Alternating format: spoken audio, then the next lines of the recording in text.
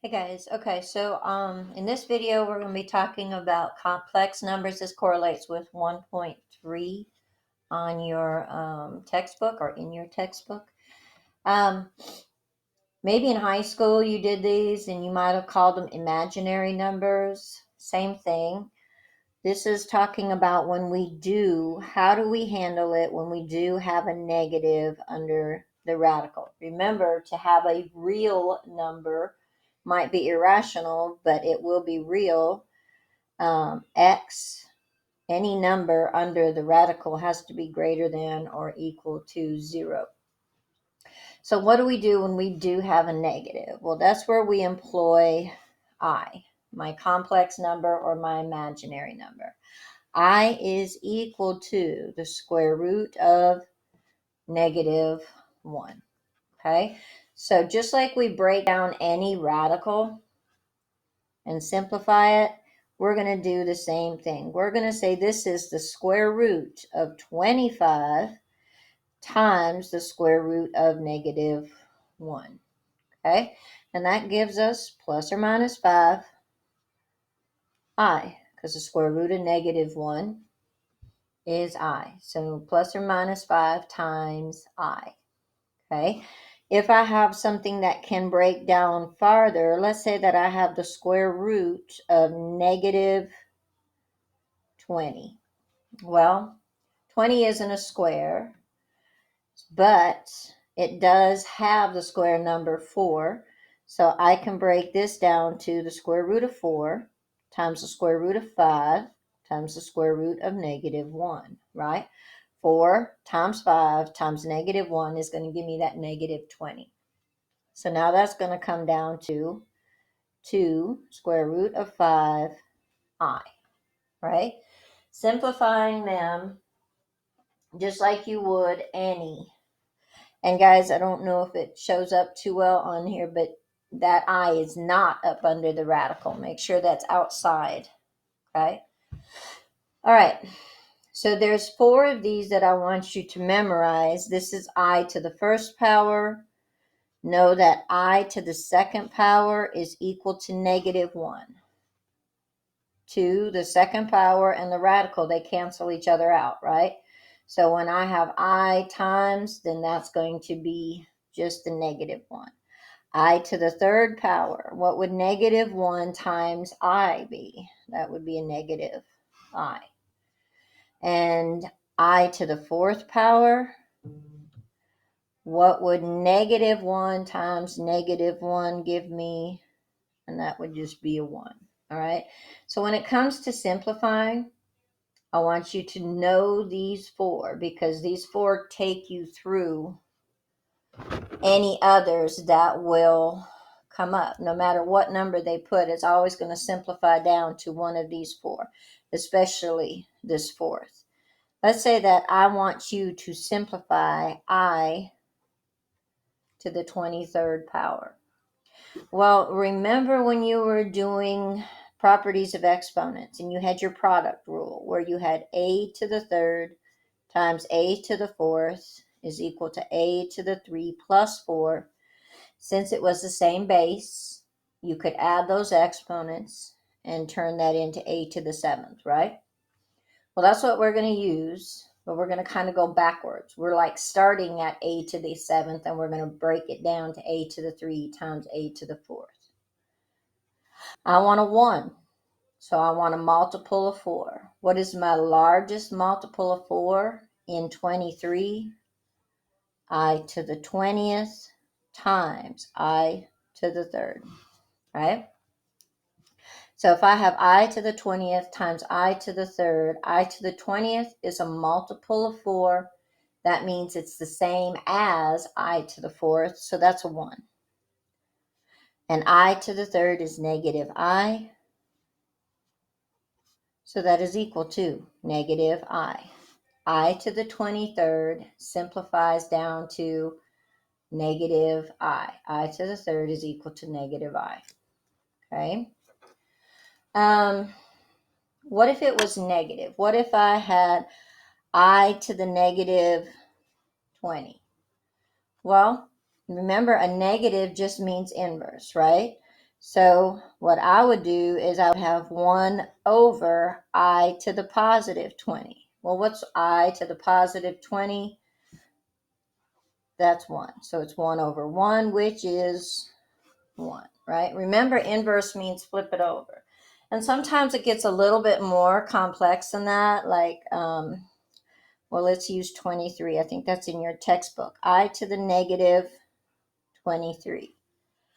Now, I don't want to break it down to 20 and 3, like negative 20 and negative 3, because I would still have a negative exponent on here on both sides. So what I'm going to do is I'm going to go over. I'm going to go to the multiple of 4 that's past 23. And that's going to be 24. So I'm going to say I to the negative 24 times I, right?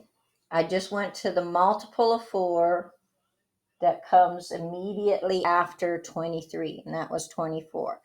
So again, it's a multiple of 24, so that's going to be 1 over I to the 24th power times I, which is 1 over 1, times I, which is I, right? I, or depending on what program, it might show up as the square root of negative 1, right? But either way, that's the answer. If it's a negative, I generally end up going past it. But there's more than one way of doing it, and that's going to be up to you how you like to do it. All right. Then when we're adding and subtracting, we're going to treat it just like we would any variable. Let's say I have 5 minus 9i plus 8 plus 2i. And guys, these binomials are in the standard form. You'll see in your direction, it'll say write your answer in standard form of a plus bi. So however it turns out, you generally move it around, use your properties, and write it in this format, a plus bi.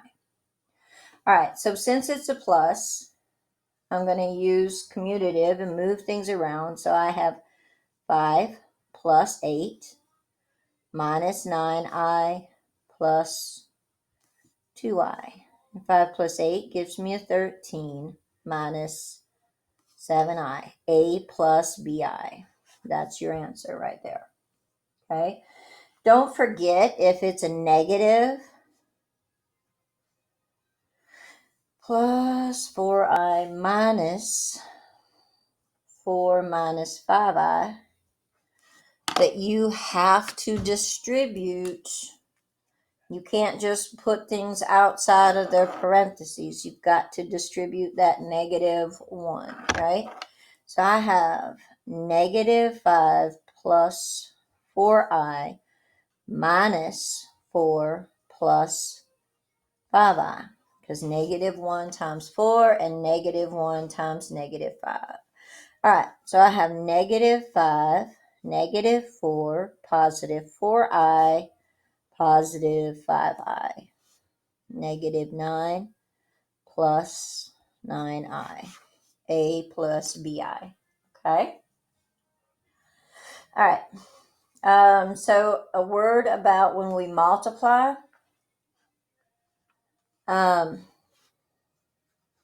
This is the guy you got to remember. When you're multiplying, I squared is equal to negative 1. So anytime you multiply, get that guy in your head.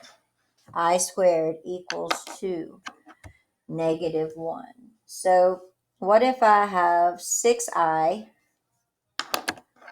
back to my other pen here, times 9 minus 5i. All right, so we're going to distribute that 6i, and that gives me 54i minus 30i squared, right? All right, so that I squared right there is a negative 1. So negative 1 times negative 30, this gives me 54i plus 30. Negative 1 times negative 30 gives me a positive 30. So I'm going to rewrite that in standard form, and I'm going to say 30 plus 54i. A plus bi. Okay. Some of them will be binomials. So you'll FOIL 7 minus 8i times 8 plus I. First, 7 times 8, 56. Outside, 7 times I, positive 7i.